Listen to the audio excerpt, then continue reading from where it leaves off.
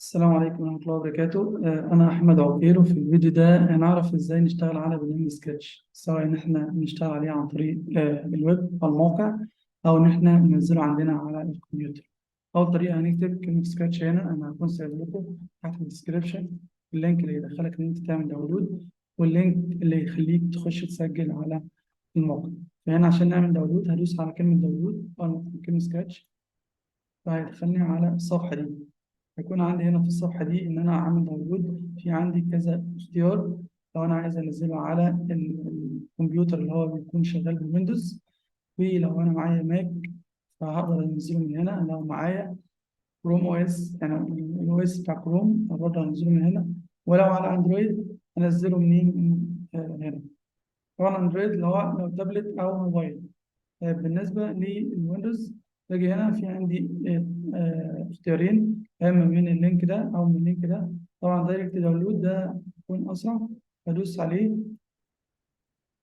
فهو هنا موجود في المكان ده.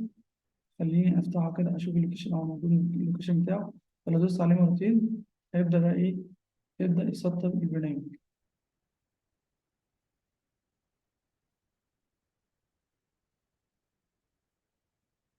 هو بقول لك سطبه لكل يوزر ولا اليوزر واحد؟ دوس طبعا انستول لكل يوزر، تقول له يس، وتمشي بقى الخطوات معايا لحد ما يقول لك نكست نكست، لحد ما تسطبه كله.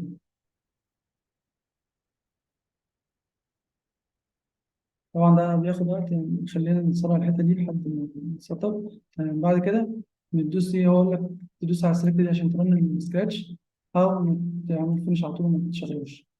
خلصنا كده تسطيب البرنامج. لو جيت هنا كتبت سكراتش، يظهر لي سكراتش 3، دوست عليه هيفتح لي برنامج سكراتش. هيفتح زي ما احنا شايفين كده.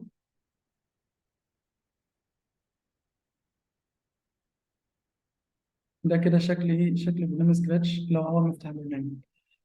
خليني الفيديو تاني هيكون بشرح فيه كل حاجة ليها علاقة بسكراتش، فيديو واحد من أول ما أفتحه لحد ما أعرف كل جزء في البرنامج، فيديو منفصل خالص. تعال نشوف الجزء التاني، إن أنا أشتغل عليه على النت أونلاين.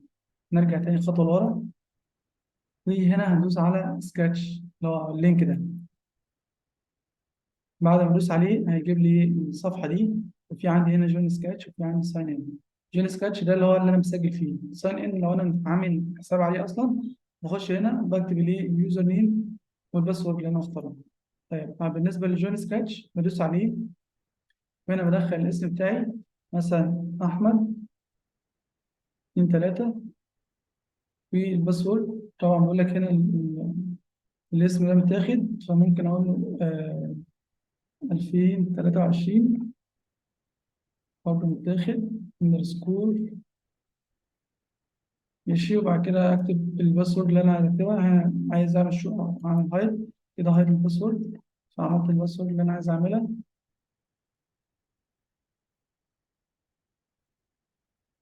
بكتب برضه في الباسورد في المكان التاني، وبعد كده اقول له نيكست. كده اختار الدولة اللي انا فيها. لو انا طبعا في مصر بكتب اختار ايجيبت، وبختار المنص الشهر اللي انا اتولدت فيه، مثلا ماي. من هنا تاريخ السنة اللي انا اتولدت فيها، 1994. هدوس نيكست. اختار انا ولد ولا بنت ولا ايا كان، طبعا ميل. كان نيكست. بعد كده اكتب الميل اللي انا عايز اسجله، مثلا محمد ميل جيميل دوت كوم. اقول له كريت يور اكونت. كده هو ايه؟ سجل او عمل ساين اب لايه؟ للاكونت بتاعي. كده بقيت انا مسجل على برنامج سكتش. اقدر اول ما اخش ابدا ايه؟ اعمل ساين ان من هنا، وابدا استخدم البرنامج خالص. طيب هنا بقى عشان ابدا اعمل اجيب الشكل اللي كنت انا جبته لما استطبق، هيكون عندي ايه؟ عندي كرييت. ندوس على كرييت، هيجيب لي نفس الشكل اللي انا شفته لما سطبت البرنامج وفتحته من على الكمبيوتر. نفس الشكل دوت. كده انا سطبت البرنامج. طبعا هنا موجود هنا، لو دوست على ده هيجيب لي كل المشاريع او كل الحاجات اللي انا عاملها في المكان ده اونلاين. ميزه الاونلاين ان انا خلاص مش واخد مساحه عندي على الكمبيوتر، واقدر من اي مكان في الدنيا اقدر افتح ال- النت عليه، وافتح السكراتش واسجل عليه، وهيجيب لي كل المشاريع اللي انا عاملها. العيب بتاعه ان انا لازم يكون معايا نت عشان استخدمه. بالنسبه للسكراتش اللي انا بنزله على الكمبيوتر، ده ميزته ان هو بيشتغل من غير نت خالص، يعني مش لازم يكون عندي نت عشان اشغله. العيب بتاعه ان هو لازم يكون معايا الجهاز ده في اي حته عشان ابدا افتحه، اشوف المشاريع اللي انا عاملها قبل كده. ده كده كان فيديو بيتكلم فيه عن ازاي نشتغل على برنامج سكتش، سواء ان انا اسطبه على الكمبيوتر او ان انا اشتغل عليه اونلاين. السلام عليكم ورحمه الله وبركاته.